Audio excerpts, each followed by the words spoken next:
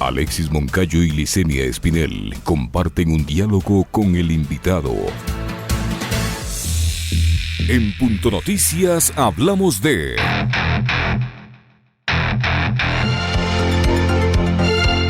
La Asamblea Nacional solicitó al presidente de la República disponga la inmediata remoción de Roberto Dun Suárez, presidente del directorio de la Corporación Financiera Nacional, por negarse a entregar información sobre el proceso de evaluación, valoración, desinversión y venta o monetización del Banco del Pacífico.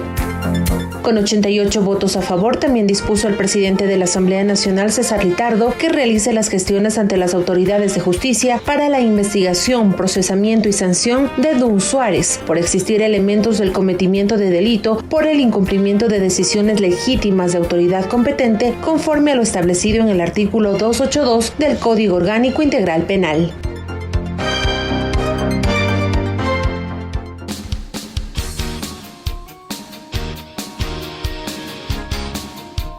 7:38. Saludamos entonces al legislador por la Revolución Ciudadana, Pavel Muñoz. ¿Cómo está, legislador Muñoz? Buenos días, bienvenido. Le acompañamos a Alexis Moncayo y quien le habla, Licenia Espinel. ¿Qué carácter tiene este petitorio que ha hecho la Asamblea Nacional? Si bien no es vinculante, es una especie de exhorto, pero ¿qué posibilidades tiene de ser acatado o cumplido por el Gobierno Nacional la petición de remover del cargo al titular de la Corporación Financiera Nacional por negarse a entregar información sobre el Banco del Pacífico? Algo tan elemental como eso, que los ecuatorianos conozcamos qué está pasando con esta entidad financiera. Asambleísta Muñoz, buenos días, bienvenido. Licenia, buenos días. Alexis, buenos días. Qué gusto poder conversar con ustedes. Y a través de ustedes, un abrazo muy cálido a la ciudadanía que puede escuchar Radio Pichincha Universal. Espero se encuentren bien, dicho sea de paso, no solamente en lo personal, sino todo el equipo de producción de Radio Pichincha Universal. Es muy grave, Licenia, lo sucedido y que obliga a esta resolución. Ya vamos a conversar de cuál es el peso que tiene esta resolución y efectivamente, como usted bien dice, los exhortos creo que son bastante inútiles. La asambleísta Lira Villalba, compañera mía de bancada, ha tenido la, digamos, sensatez de que esto no terminara redactado así como un exhorto, sino darle mucho más peso a la resolución. Pero al final, efectivamente, usted bien lo dice, las resoluciones de la Asamblea poco o mucho le suele importar al presidente de la República. Esto es una locura, ¿no? Esto es, o sea, cuidado, la gente que me escucha cree que eso está bien. Lo que debería es preocupar que el presidente de la República no ponga atención al mandato de la Asamblea, que es un mandato del pueblo ecuatoriano, Licenia.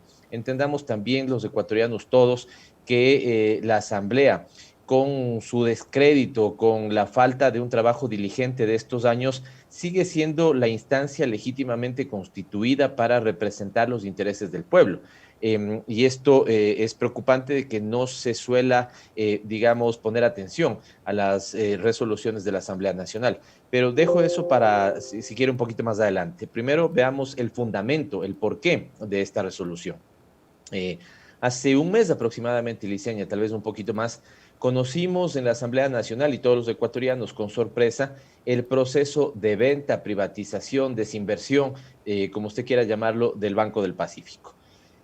Aquí un elemento, Licenia, usted, me imagino, me invento, digamos, para conocimiento de la ciudadanía o para entendimiento de todos, ¿no es cierto? Usted pudiera estar a favor de que se venda el Banco del Pacífico porque tal vez cree que el Estado no saca nada teniendo un banco. Yo pudiera estar a favor de que, o más bien dicho, en contra de que se venda el Banco del Pacífico, porque creo que así por lo menos el Estado, teniendo un banco, le hace algo de competencia a la banca privada. Estos dos puntos de vista son totalmente legítimos, pero estoy seguro que en este supuesto ejemplo que estoy poniendo, Licenia, tanto usted como yo vamos a estar absolutamente de acuerdo que haya proceso transparente y que la información esté sobre la mesa para conocimiento de los ecuatorianos cuando se estaría vendiendo un activo de los ecuatorianos, que se sepa cuánto cuesta, cómo está siendo valorado, quiénes son los potenciales inversionistas, en cuánto se va a vender, para que esto no sea la feria de la alegría. Lo de ayer, Licenia, no es que la Asamblea toma una posición a favor o en contra. Lo de ayer, Licenia, es un elemento absolutamente sensato. Respaldar una resolución que la Asamblea ya tomó hace aproximadamente un mes, le decía, cuando se conoció que se estaba haciendo este proceso de desinversión, la Asamblea dijo, a ver, un momentito, ¿qué está pasando? Dennos información. Había una supuesta resolución del directorio de la CFN que declaraba a este un proceso reservado. La Asamblea dijo, no tiene ningún fundamento de que sea reservado, aquí no cabe la figura del sigilo bancario, por lo tanto tiene que conocerse. Fue una decisión casi unánime. Ya le voy a decir que los de siempre votaron en contra y siempre votan en contra, ¿no? Le quisiera también, si usted me permite, y Alexis, en algún momento conversar de esto. ¿Quiénes han votado en contra? Y entonces la Asamblea dijo, sí, debe darse transparencia al proceso, vayan a la Comisión de Régimen Económico, presenten toda la información y los ecuatorianos podremos conocer a través de la Asamblea qué es lo que está pasando. Van a la Comisión de Régimen Económico, argumentan que hay información sensible, no la transparentan. Esto no es a la Asamblea, Licenia, es a la ciudadanía ecuatoriana y por lo tanto caen también en un desacato importante. Por eso es que el artículo 2, incluso pedido por el asambleísta Esteban Albornoz, es que la Asamblea, en términos institucionales, inicie frente a las autoridades competentes de justicia ya una resolución en contra del señor Roberto Dun Suárez, presidente del directorio, porque aquí hay privación de la libertad. El desacato en 3 días, ¿no es cierto?, de la resolución de la Asamblea, autoridad competente, supone ya privación de libertad, ¿no es cierto?, y esto es lo que debería hacer la Asamblea. Así que no me extiendo más por ahora, Licenia y Alexis, lo que tenemos es, el banco dicen que lo quieren vender, los ecuatorianos queremos transparencia, la Asamblea exigió hace un mes transparencia, no se ha cumplido, y por eso ayer hemos pedido estas 4 cosas. Remoción inmediata del cargo del presidente de la CFN, Roberto Dun Suárez, que la Asamblea inicie las acciones frente a la justicia, que, insisto, pudieran llegar incluso a la privación de libertad, exigir al presidente que suspenda inmediatamente cualquier tipo de valoración del banco y, por lo tanto, su posterior o su posible venta, y que inmediatamente el presidente de la CFN y los miembros del directorio vayan a la Comisión de Fiscalización a dar cuentas sobre este desacato a la autoridad legislativa del país. Cuando ocurren este tipo de situaciones, legislador Pavel Muñoz, muy bueno conversar con usted. Siempre genera una cierta duda, porque este gobierno, digamos, cuando da este tipo de pasos, es porque hay alguien a quien busca beneficiar. Esta venta del Pacífico, de lo que ustedes han podido determinar a través de las investigaciones, de la fiscalización, del rol que cumple la Asamblea, ¿beneficiaría a quién o quiénes estarían detrás? Porque aquí también se han generado muchos rumores. Eso por un lado, y por otro, ustedes están ejerciendo ese rol fiscalizador que es el que les compete como legisladores, pero ¿por qué en estos casos la Contraloría General del Estado no se muestra tan rígida, tan estricta, tan severa como en otros? Empiezo con lo segundo, porque la Contraloría cumple un rol político, Alexis, eso es absolutamente claro. No tenga duda usted de que si esto fuera o involucrara a un miembro, por ejemplo, del proceso de la Revolución Ciudadana, inmediatamente se habría posición diligente, digamos, de todos, ¿no? De todos los órganos de control, de todos los órganos de justicia. Si una casación, digamos, demoró 16 días contra Rafael Correa en ser procesada, versus un caso como el de Maguad, que estuvo abierto 20 años, digamos, ahí están las respuestas clarísimas, Alexis. Esto, insisto y subrayo, ¿no? Fíjese en lo que pasó con el caso Maguad, 20 años abierto en la justicia ecuatoriana. El caso de Correa, la casación para determinarle culpable por acción mediata, ¿cómo es? Culpable Influjo mediático, responsable mediato por influjo psíquico, ¿no es cierto? La casación tomó 17 días. Así que ahí usted ve el rol que están cumpliendo las instituciones en el caso ecuatoriano. Respecto a lo primero, también Alexis, un abrazo, un gusto conversar con usted también. Tiene que ver, no sabemos con ciencia cierta a quién puede beneficiar. Lo que los asambleístas en este momento debemos velar es que una potencial venta, insisto, aquí hay 2 puntos de vista, ambos me parecen legítimos, ¿no es cierto?, que podrían ser debatidos. Un sector de la sociedad puede creer que el Estado no saca nada teniendo un banco y lo quiere vender.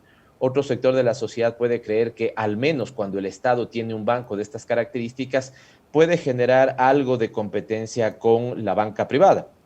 Me imagino yo, Alexis, si no tendríamos el Banco del Pacífico, que muchas veces presta el hipotecario a una determinada tasa, alrededor del 8, del 9, ¿no es cierto?, a cómo estarían prestando los otros bancos. Seguramente tendrían tasas más altas. Entonces aquí hay un debate de qué es lo que podría darse. Asumamos la tesis, Alexis, de que la venta fuera lo deseable de una institución que, además, dicho sea de paso, le está dando liquidez cada año, ¿no es cierto?, porque tiene ganancias y le está dando liquidez, le entrega liquidez al Estado ecuatoriano. Asumamos que la venta se diera. ¿Qué es lo que no podría pasar, Alexis? No podría pasar una venta que favoreciera directamente a una persona. No podría pasar una venta donde el banco se venda a precio de gallina con COVID. Esta debería ser una nueva categoría ahora, ¿no? Antes hablábamos de gallina enferma, ahora debería ser a precio de gallina con COVID, ¿sí? Sí, y cuidado, quieren hacer eso, que es lo que suele pasar con las privatizaciones en Ecuador y en el resto de América Latina. Tercero, Alexis, no se podría vender esto para generar más oligopolio en el sistema financiero nacional. Es decir, si usted le vende a alguno de los bancos ya establecidos en el país, ¿no es cierto? Lo que va a generar es un sistema financiero aún más concentrado. Ya tenemos un gran banco, ¿no es cierto?, que tiene una concentración de clientes en el país absolutamente grande. Asumamos que el banco fuera comprado por algún otro, ¿no es cierto?, banco existente en el país. Lo que tendríamos sería dos bancos, ¿no es cierto?, totalmente grandes. Tendríamos un comportamiento oligopólico en el sector. Esto tampoco sería deseable. Y cuarto, Alexis, ¿por qué ahí sí no piensan, por ejemplo, en la venta a un privado? Tanto hablan de entrar en competencia, de querer ser eficientes, de competir con tasas a la baja, de que se amplíe la cartera de crédito, de que se amplíe, digamos, el crédito hacia los clientes, ¿no es cierto? Además, a tasas razonables. ¿Por qué entonces no pensar en un proceso de venta hacia un privado? Y ahí deberíamos tener grandes corporaciones financieras bancarias a nivel mundial queriendo comprar este banco. Pero nada de esto lo podemos verificar. Cierro entonces, Alexis, diciendo, no es raro, bueno, en realidad no es muy raro, pero ¿hasta dónde está dispuesto la bancada de Creo a seguir apoyando estos temas del gobierno? Esos fueron los que se abstuvieron en la votación de ayer. Totalmente, Alexis, ¿no es cierto? Como todo tema que tiene que ver con que Moreno dé cuentas, del gobierno de Moreno dé cuenta a la Asamblea Nacional, o todo tema con viabilizar la agenda neoliberal del gobierno de Moreno, ¿no es cierto? Detrás de quién están los votos de Creo. El matrimonio entre, digamos, una alianza de país cada vez más debilitada y un bloque de Creo, que es el verdadero bloque oficialista, ¿no es cierto?, están ahí. Insisto, asumiendo que Creo tuviera la posición de una venta del banco, por favor, señores, en contra de lo que votaron ayer, en contra de la transparencia, de la información, para que los ecuatorianos sabemos cómo se puede dar ese proceso de venta. Por lo tanto, Alexis, aquí algo tiene que estar funcionando más. ¿O es acaso que a quienes representan esos legisladores son los interesados en la compra del banco? Eso es lo que está en juego. Se había hablado en su momento, entonces. Por eso le preguntaba yo sobre quiénes serían los intereses, porque siempre con este gobierno, digamos, ha funcionado así el tema, ¿no? Cuando dan un paso en determinada materia, hay que analizar y ver quiénes son los interesados. Por eso le citaba yo ese particular legislador, porque creo yo que en la votación de esta bancada algo por lo menos se puede sacar en conclusión. Si bien no se puede, digamos, acertar o confirmar, pero se puede presumir de acuerdo a la votación de la bancada. El adagio piensa mal y acertarás es uno de los adagios que en este caso y en algunas decisiones, en todas las decisiones del gobierno de Moreno son, digamos, termina siendo efectivo. Piensa mal y acertarás. Entonces, Alexis, claro, la pregunta sería, ¿por qué Creo vota en contra de que se transparente la información del Banco del Pacífico? Vota, este es un jaque mate para ellos, ¿no? Vota porque es la verdadera bancada oficialista. Vota porque el maridaje gobierno de Moreno, Creo, es totalmente predecible, ¿no es cierto? Y por lo tanto ahí están siempre esos votos. Votan porque los voceros de esa bancada, la bancada de Creo, son los verdaderos voceros oficialistas del gobierno, o vota porque tiene interés en la compra, venta-compra, ¿no es cierto? Sería en este caso del Banco del Pacífico. Cualquiera de estas cosas, ¿no es cierto?, me parece que son terribles para ellos, porque en lo cierto están votando en contra de una resolución que busca transparencia. ¿De dónde sacan el discurso de que quieren transparencia en la cosa pública? Cierto o no, están dejando, ¿no es cierto?, la suspicacia de que detrás el Banco de Guayaquil, ¿no es cierto?, cuyo propietario es, o uno de sus propietarios es Guillermo Lasso, pudiera estar interesado en la compra del Pacífico. O votan porque efectivamente, ¿no es cierto?, su deseo de blindar al gobierno por todos los flancos y por todos los frentes, de implementar la agenda neoliberal, es absolutamente, digamos, consistente. En cualquier caso, Alexis y Licenia, es un jaque mate, diría, porque si usted le dice, no estamos a favor de la compra del Pacífico, entonces caen en falta de transparencia. Si usted le dice, no, sí estamos en la transparencia, entonces caen, ¿no es cierto?, como acólitos del gobierno con una decisión que supone desacato a la Asamblea. Así que jaque mate a los señores de Creo, así que cuando en estos micrófonos les tengan diciendo que son distantes del gobierno, que quieren la transparencia, que no tienen ningún interés en la venta del Banco del Pacífico, bueno, habrá que sacarles esta votación y decirles, explíqueme por qué aquí votó de esta forma. Asambleísta Muñoz, ¿qué tan legítimo un gobierno que está prácticamente de salida intente vender un patrimonio del Estado como es el Banco del Pacífico? ¿Por qué no dejar eso a la próxima administración, quien quiera que gane las elecciones, que con más legitimidad y que posiblemente con un programa económico mejor elaborado pueda o no decidir la venta del banco público? No es legítimo, Liceña, en lo absoluto. Además, usted dice una cosa importante, está a meses de dejar el gobierno, ¿no es cierto? ¿Qué legitimidad tiene para eso? Y segundo, Liceña, ¿cuál es el nivel de legitimidad y popularidad y de confianza de la ciudadanía en este gobierno? Absolutamente contraria. Si así hubieran querido, pero le voy a poner un ejemplo, Liceña, porque aquí mañana podrá venir algún vocero del gobierno y decirle, lo que pasa es que estamos buscando inversión extranjera en el país, ¿no es cierto? La primera vez que yo recibí, cuando era presidente de la Comisión de Régimen Económico, a un vocero del gobierno, decía, meses de iniciado el gobierno, que tenían listo un portafolio de 4.000 millones de dólares de inversión, ¿no es cierto?, en distintos sectores, particularmente el sector minero. ¿Lo han logrado? No lo han logrado, Liceña. Por lo tanto, querer ahora, digamos, presentarse a la ciudadanía diciendo que lo que quieren es la venta de un activo del Estado para lograr que venga un competidor privado, ¿no es cierto?, al sistema financiero y así desinvierten en algunos de las instituciones, digamos así, que quedaron del proceso de estafa que el propio sistema financiero le hizo a los ecuatorianos, ¿no es cierto? Le van a querer dorar la píldora, como decimos, ¿no es cierto?, comúnmente, para decir que entonces lo que buscan es generar inversión privada en el país. Pero no lo han logrado, Liceña. ¿Por qué lo van a lograr a cuánto estamos? 5 meses de que cambiaran el gobierno, 7 meses de que cambiaran el gobierno, y cómo lo van a lograr sin transparencia. Imaginémonos lo otro. ¿Cómo debería ser tal vez el proceso?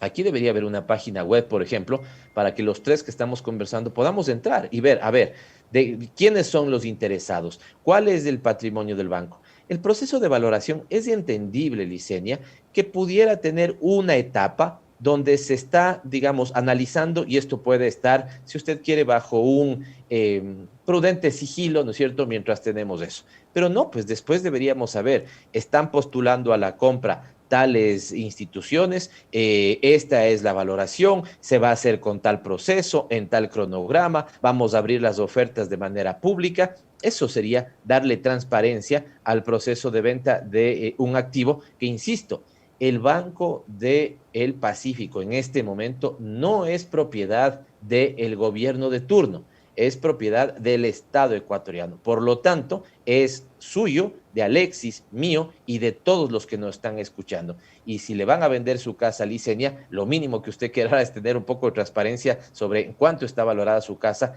a quiénes están ofertando, ¿no es cierto? O quiénes están ofertando y quién quiere ser, a quién se le podría comprar bajo un concurso. Es tal cual. Es un activo, patrimonio de los ecuatorianos y las ecuatorianas, por lo tanto la transparencia debería ser total.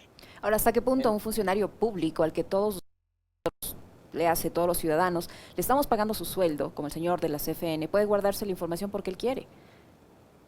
No puede, tanto así que el artículo 2 habla ya de la posibilidad de que la Asamblea, aquí hay otra crítica, Licenia, lo hemos conversado con usted y con Alexis.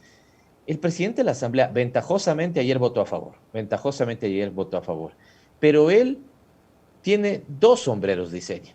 El señor César Litardo es el señor César Litardo, asambleísta de Alianza País. Pero el señor César Litardo tiene otro sombrero que le obliga a dejar de pensar como, digamos, representante de Alianza País. Es el presidente de la Asamblea Nacional. Por lo tanto, él entiende claramente que cuando el Pleno de la Asamblea toma una decisión, el Pleno es su jefe. El señor, digo esto porque a veces uno podría decir, no, es que es el presidente de la Asamblea. No, en materia legislativa, a los ecuatorianos deberíamos decirles esto. ¿Quién es? No es el presidente de la Asamblea el jefe de los asambleístas. somos los 137 asambleístas, ¿no es cierto?, los jefes del presidente de la Asamblea. Cuando los 137 tomamos una decisión mayoritaria, como la de hace un mes, de que el presidente de la CFN transparente la información y no la cumple, el primer interesado en hacer valer la voz de la Asamblea liceña debería ser el presidente de la Asamblea, porque ahí su sombrero ya no es el de ser un legislador de la bancada de gobierno. Ahí su rol es el de representar y hacer valer la decisión del Pleno de la Asamblea en su conjunto. Por lo tanto, el asambleísta Esteban Albornoz señalaba ayer esto, que termina siendo el artículo 2 de la resolución. Si autoridad competente determinó que la información debería ser abierta, en 3 días de no cumplimiento habría desacato y por lo tanto incluso se podría llegar a la privación de su libertad. Esperemos que en estas horas de la mañana el presidente de la Asamblea esté dando los pasos para que eso suceda así. Yo no quiero que el punto final sea la privación de libertad del señor Dun Suárez. Lo que quiero es que inmediatamente, ¿no es cierto?, transparente esa información. Y si no lo hace, que efectivamente todo el rigor del peso de la ley caiga sobre él. Ese comportamiento, Ricardo, habla de la discrecionalidad con la que actúan también determinados funcionarios que están al frente de organismos, como este caso de la Asamblea Nacional. Antes mencionábamos el caso del Contralor, que ha jugado un rol más político que técnico.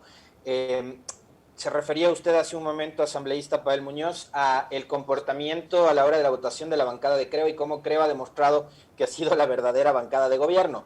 Creo que tiene otra prueba de fuego esta bancada que representa al partido que promociona la candidatura de Guillermo Lasso, y es la votación en el juicio político en contra de María Paula Romo. ¿Qué es lo que ustedes, digamos, esperarían que ocurra en esa votación?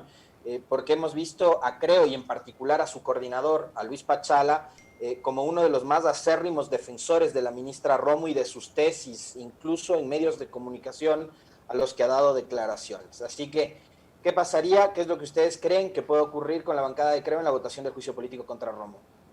Desde mi punto de vista, el asambleísta Pachala es el verdadero vocero de la bancada oficialista. Esto es así, ¿no? Y bastaría ver, digamos, sus pronunciamientos. Segundo, Alexis, tenemos nosotros listos un análisis de todas las votaciones de Creo en la Asamblea Nacional. El 90% de las votaciones son a favor de las tesis del gobierno. Así que catalogarse de oposición sería lo más loco que pudiera haber, porque ahí está un dato objetivo. No es que a mí me parece, Alexis, ¿no es cierto? Es que ahí está, hemos hecho la revisión histórica, desde que se instaló esta asamblea hasta el día de ayer, al menos el 90% de las votaciones en la asamblea de Creo son a favor del gobierno. Sospechamos, bajo esa tesis, de que pudiera suceder lo mismo en el juicio político del que estamos hablando contra la ministra de Gobierno. Pero, Alexis, entendamos bien todos ese juicio. Número uno, ese es un juicio político. No es un juicio penal, no es un juicio civil, es un juicio político. ¿Qué es un juicio político? Un juicio político es juzgar la actuación política de una autoridad política, como lo es una ministra de Estado, para saber si su gestión, ¿no es cierto?, estuvo apegada a lo que dictamina, digamos, la ley para el cumplimiento de sus funciones. Con esto quiero decir, Alexis, que ese juicio no es a la Policía Nacional. Señores miembros de la Policía Nacional, cuidado y se dejan engañar y engatusar. El juicio político es a la ministra de Gobierno, no es a la institución policial. ¿Por qué esto, Alexis? Porque han querido decir, bueno, son pocas o muchas bombas las que se lanzaron. Nosotros, la Asamblea, ni tenemos competencia, ni estamos juzgando la capacidad operativa de la Policía Nacional. Ni tenemos competencia, ni estamos juzgando si el operativo fue bien hecho o mal hecho. Lo que estamos juzgando es si se cumplió, si la ministra de Gobierno, autoridad política de la seguridad política del país, de la seguridad del país, ¿no es cierto?, cumplió sus funciones. Y estamos encontrando, ¿no es cierto?, fundamentos que preocupan muchísimo, Alexis. Pongamos esto incluso en una gran línea de tiempo. El manejo de la seguridad ha sido por lo menos errático, Alexis, en estos años. Empecemos con ese conato, ¿no es cierto?, en San Lorenzo, en la frontera norte del país. seguimos con el asesinato a los 3 periodistas del diario El Comercio, seguimos con el asesinato a Diana Carolina, una mujer, ¿no es cierto?, que fue víctima de femicidio, a vista y paciencia, ¿no es cierto?, de un gran séquito de policías en la ciudad de Ibarra. Seguimos con el caso Mascarilla, seguimos con el caso Pozorja, seguimos con la crisis carcelaria, ¿no es cierto?, de estos años. Se topa ahí el tema del reparto de los hospitales, que ya tiene el señor Daniel Mendoza sentencia. Estamos hablando de esa gestión y lo que estamos juzgando es esa gestión. Segundo, Alexis, en esa gestión, aquí, y no digo aquí este medio de comunicación, los medios de comunicación pudieron conocer al menos 2 o 3 informes fundamentales. ¿Qué es lo que dice la Defensoría del Pueblo, Alexis? Al menos 11 fallecidos, más de 1.300 detenidos, 70% de ellos, dice la Defensoría del Pueblo, sin razón para hacerlo, más de 1.200 heridos. ¿Qué es lo que dice la CIDH? Que efectivamente hubo un uso desproporcionado de la fuerza en ese momento. ¿Qué es lo que determinó la Asamblea Nacional? Fíjese lo que determinó la Asamblea Nacional. Ningún intento, ni supuesto, si usted quiere, golpe de Estado, como se llamaba, lo que fuera. Los hechos de octubre, Alexis y Licenia, surgieron de un elemento de responsabilidad plena del gobierno, el decreto 883, si no me falla la memoria, que determinaba la disminución o la eliminación del subsidio a los combustibles. La pregunta, Alexis y Licenia, ustedes que son periodistas, ¿ustedes vieron que se haya construido gobernabilidad para la emisión de ese decreto? Yo como asambleísta le puedo decir que hasta el día anterior de su emisión, la Asamblea creía que se iba a enviar un proyecto de ley que subía el IVA de 12 al 15%. Esto es lo que de alguna u otra manera se conocía. Por lo tanto, Alexis, lo que le digo también es materia de responsabilidad del Ministerio de Gobierno, porque el Ministerio de Gobierno en este momento hace 2 cosas: garantiza la seguridad y crea gobernabilidad en el país. ¿Cuál fue el punto de contacto que tuvieron con nosotros para explicarnos lo que se venía y por lo tanto construir un mínimo de gobernabilidad? ¿Cuál fue, Alexis? De hecho, hay un detalle ahí, legislador, hay un detalle que creo que no hay que, digamos, dejarlo de lado, y es que hasta el 30 de septiembre todo iba, digamos, destinado a que se incrementen 3 puntos porcentuales al IVA, y esa noticia del decreto que modificaba los precios de los combustibles tomó por sorpresa incluso a los aliados en los gremios empresariales del gobierno, porque eso no se había conversado ni siquiera con esos que venían construyendo los diálogos.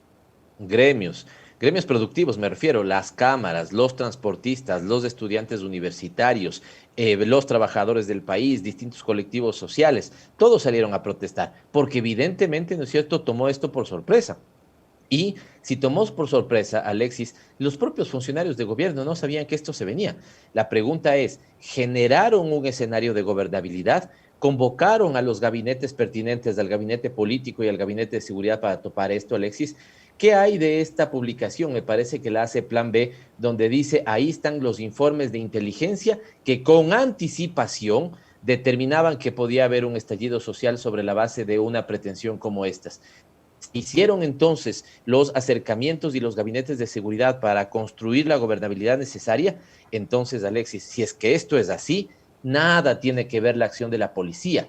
El juicio se centra en la acción política de la responsable política de, ¿no es cierto?, la seguridad del país. Así que eso es lo que se está juzgando. Ya se quiere decir, y me parece que esto es justamente lo que decía el asambleísta Pachala, lo que se quiere es juzgar si hubo muchas bombas en lo de octubre, cuando se ponía en riesgo la democracia. Nuevamente aquí es legítimo, Alexis. Puede haber una posición que cree que esas marchas no tuvieron sentido. Puede haber otra posición que cree que esas marchas fueron absolutamente pertinentes, necesarias para el país. Lo que no puede pasar, Alexis, es que se utilice, por ejemplo, bombas caducadas porque pone en riesgo a las 2 posiciones. Asumamos, Alexis, que usted está a favor estrictamente de la policía. Asumamos que yo estoy a favor estrictamente de los manifestantes. El uso de bombas caducadas pone en riesgo a los 2, a los manifestantes y a la propia policía. El otro día me parece que la ministra decía, no hubo intervención, no hubo inmersión, me parece que es la palabra que utilizaba, la policía no entró a las universidades que estaban siendo centros universitarios. Claro, no entró, esto ya sería una locura, pero botaron bombas al interior al interior de esos centros humanitarios. Estos elementos, son incluso penados a nivel internacional, Alexis. Eso es lo que se está juzgando, la acción y actuación política del cumplimiento o no cumplimiento de funciones de la autoridad política. No estamos ni juzgando a la Policía Nacional, ni evaluando el operativo, ¿no es cierto? Ni la Asamblea puede determinar si hay mucha o poca fuerza. Lo que la Asamblea evalúa es la acción política de la responsable política de esa cartera de Estado. Muchísimas gracias, asambleísta Pavel Muñoz, por haber aceptado la invitación a este diálogo. Liz. Sí, muchísimas gracias al legislador Pavel Muñoz. Ustedes lo han escuchado y pueden sacar sus propias conclusiones. 8:07. Gracias al legislador Pavel Muñoz. Nos hacemos una pequeñísima pausa, Alexis. En Punto Noticias, la noticia vive.